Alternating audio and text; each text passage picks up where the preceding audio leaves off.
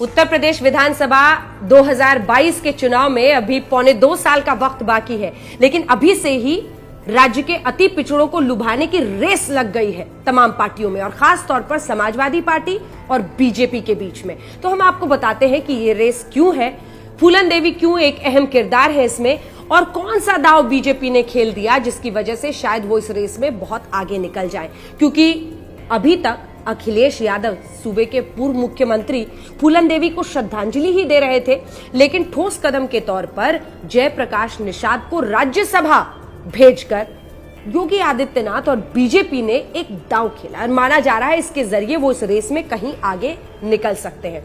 दरअसल 25 जुलाई को फूलन देवी की पुण्यतिथि है।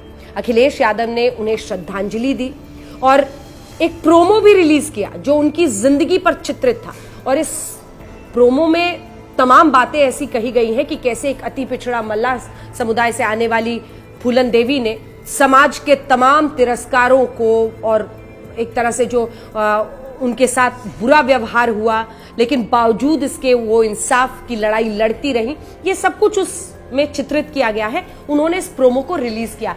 यही नहीं, समाजवादी पार्टी ने हर जिले में फूलन देवी के लिए श्रद्धांजलि सभा रखी। आपको बताते हैं 1996 का साल था। मिर्जापुर से मुलायम सिंह यादव ने ही टिकट देकर फूलन देवी को पॉलिटिक्स में लाने का फैसला किया और वही लेकर आए। तो समाजवादी पार्टी मानती है कि वो पारंपरिक तौर से जो मल्लाह वोटर है वो उनके साथ रहेगा। फूलन देवी को लेकर मुलायम सिंह पॉलिटिक्स में आए और उनको अपनी तरफ रखने के लिए फूलन देवी को फिर से श्रद्धांजलि देकर याद करने की कोशिश शुरू हुई। लेकिन इधर बीजेपी इसको सूंघ रही थी और इसीलिए शायद उन्होंने पहले से कदम उठाया। जयप्रकाश निषाद को राज्यसभा सांसद बना दिया है। अब 2017 के चुनाव को अगर आप याद करें तो जो अति पिछड़ा वोट है वो बीजेपी की तरफ चला गया था और ये एक बहुत बड़ी वजह रही थी भारतीय जनता पार्टी की जीत में और इसीलिए माना जाता है कि ये जो दांव है बीजेपी की तरफ से ये शायद उनको एक बार फिर से एज दे दे। अब हम आपको बताते हैं कि आखिर के मल्लाह वोटर या अति पिछड़ा वोट बैंक ये किस तरह से महत्वपूर्ण है इन तमाम पार्टियों के लिए और क्यों है। लगभग 7% ये मल्लाह वोटर है उत्तर प्रदेश में और कितनी सीटों पर ये प्रभावी है, हार या जीत तय करते हैं, वो भी आइए आपको बताते हैं। यूपी में तकरीबन 7% आबादी मल्लाह, केवट और निषाद जातियों की है। यूपी की तकरीबन 20 लोकसभा सीटें और तकरीबन 60 के करीब विधानसभा सीटें ऐसी हैं जहां निषाद वोटरों की संख्या अच्छी खासी है। इनमें जो सीटें हैं वो आपको गिना देते हैं।